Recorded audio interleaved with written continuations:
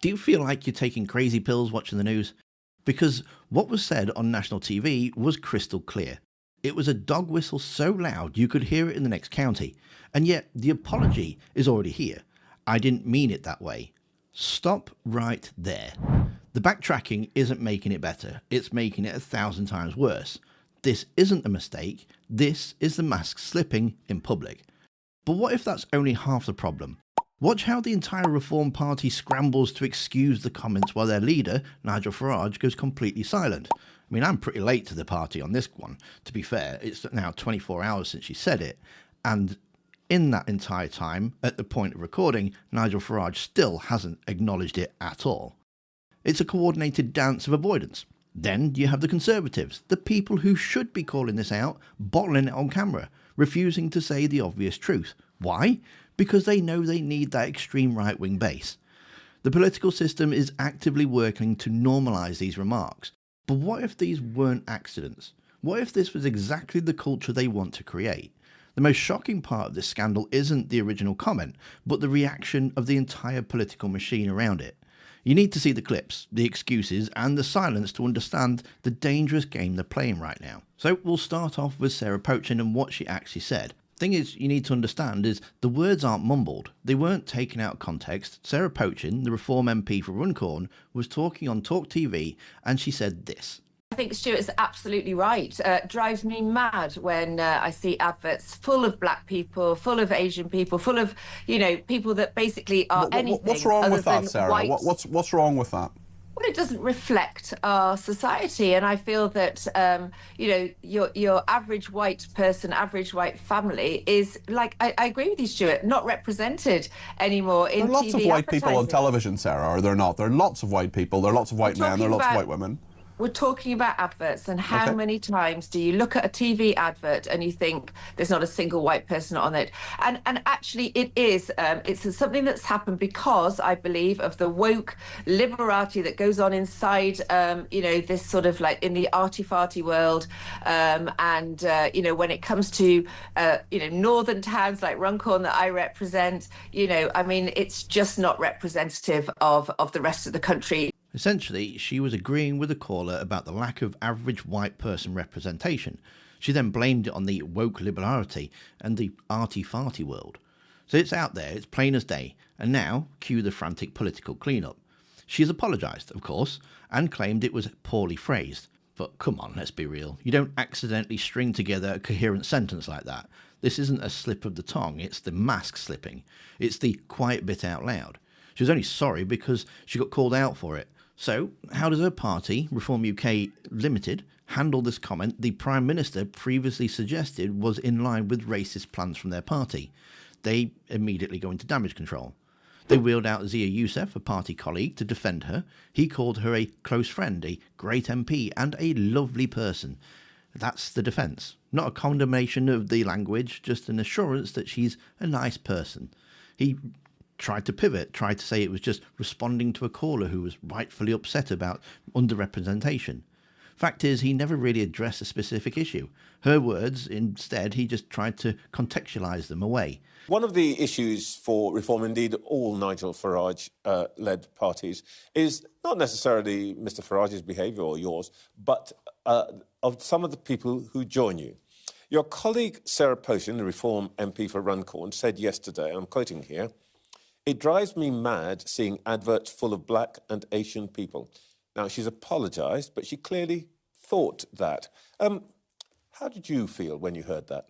Well, I know Sarah very well. I was instrumental in her selection as a candidate, worked very hard to get her elected, and I'm extremely glad that I did. I consider her a close friend, and she's a great MP for Runcorn. She did say those words, and she has apologised, saying that it was a poorly phrased thing to say. But you've got to put that into context. The caller, a gentleman called Stuart, had called in, and I think he was rightfully upset about the massive underrepresentation of some groups in television advertising and significant overrepresentation of others, Trevor. And we have to be able to talk about some of these. But these were her words. These are statistics borne out by a Channel 4 study. She went on to say people are switching off, but there are too many black and Asian people on telly. Is she turning off telly now? No. If you listen, I encourage you to, anyone listening to this, to listen to the whole thing. Of course not. I know Sarah extremely well. She's a lovely person. She's apologised rightly because it was poorly phrased, as she said. But, as I said, Stuart, who called in about underrepresentation of some people on television and overrepresentation of others, I think is a very valid point we must be able to talk about. All right. Zia, Yusuf, thank you for your time this morning. And Sarah, if you're watching, stay with us. But here's the loudest message of all. Nigel Farage, the party leader, has said nothing. Over 24 hours later, he still said nothing. So therefore, this should have been the easiest win for the Conservative Party. Softball question. Laura Kuenssberg asked Chris Philp directly, do you think she was being racist? It's easy. It's an easy answer, an easy win. But here's the stunning part. He bottled it completely. Let's just start with what Wes Streeting was saying about the Reform UK MP Sarah Pochin's comments. Do you think she was being racist? Well, it's certainly not language that I would use, and I don't think politicians should speak in those terms. Look, I'm not going to start throwing names around, but it's not language that I would have used. Look, I think the public Sorry, Wes Streeting just said very clearly in his view that was racist. Yeah, so do you say it was racist or not? I'm not going to repeat. I'm not going to call her that word. It's not language. It's not language I would have used. But we should acknowledge the public do have concerns, legitimate concerns, about large-scale immigration that needs to be controlled, and discussing that certainly is not racist. But do you agree with her that seeing adverts full of black people, full of Asian people on TV is something that ought not to be seen? That's no, I don't agree with her. But I do think, and I wouldn't use that language. But is it racist language? Or it's a very straightforward question. I'm not calling her racist. No, but I do think there are legitimate concerns the public have about mass migration that need to be addressed. And that's a separate point, but forgive me, I'm asking you a straightforward question. Is it racist? I've answered it 3 times already. Well, no, it's not. I have not called her racist. I'm not asking you to call an individual fellow MP racist. I'm asking you if, in your view, it is a racist sentiment to say, I don't like seeing black or Asian people on TV. I don't think that's language that politicians should use. OK, you've made it clear you're not going to say whether or not you believe that's a racist sentiment, and that's you're right in that way to answer that question. Phil refused to use the word racist multiple times, dodging the question that can only be described as a political cowardice. He kept saying it's certainly not the language I would use, but repeatedly refused to call the sentiment racist. Instead of calling it out, he changed the subject. He immediately pivoted to saying the public have concerns, legitimate concerns about large-scale immigration that needs to be controlled. This is proof. The Conservatives will happily enable reform's poison. They will soften the blow, even if it means clinging to the right-wing base. They refuse to stand against what clearly, obviously, is a racist comment. So let's finish up with Labour, and you've got the Health Secretary, Wes Streeting, who did not dance around it. He was firm. He immediately said, I think this was a disgrace, and I think it was racist. And just lastly, on Reform, who are way ahead of you in the polls consistently, you talk of values. One of Reform's MPs, Sarah Pochin, has apologised after she said yesterday, it drives me mad when I see adverts full of black people, full of Asian people, full of people who are anything other than white. The Prime Minister told us a couple of weeks ago that some of Reform's plans are racist. Listening to that, do you think some of their politicians are too? She's only sorry that she's been called and called out, and she said the quiet bit loud. On Friday afternoon, I went to one of my local secondary schools listening to teenage boys aged between year 7, so around 11, right up to the age of 18, describe their experiences of racism in our capital city, in one of the most diverse cities on earth. And what they are describing and what we have seen on our streets in recent weeks and months is a return of 1970s, 1980s style racism that I thought we had left in the history books.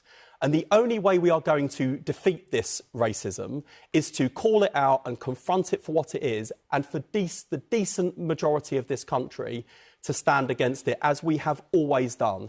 I think what she said was a disgrace. I think it was racist, and the deafening silence from her party leader says it all. Reform is a party who think that our flag only belongs to some of us who look like me, not all of us who have built this country, built its success. And let's not forget, when we remember the service and the sacrifice with this poppy, that the people who bled and died for our democracy and our freedom weren't just my grandfather and my great-grandfather who looked like me and worshipped the same God as me. It was people from right across what was then the Empire, now the Commonwealth. People who are Muslim, people who are Sikh, people who are Hindu, people who look differently than you and I do. Okay. And we should remember that, defend it and fight for what this country stands for, a decent, respectful and inclusive democracy, the most successful multi-faith democracy in the world. We stand for that, Reform don't, and that's why they're not fit to govern. See, that's the difference. Labour called it what it was and connected to a real-world harm. The Conservatives wouldn't. Reform defended it, and it shows you exactly who's willing to fight for a decent, respectful, inclusive democracy.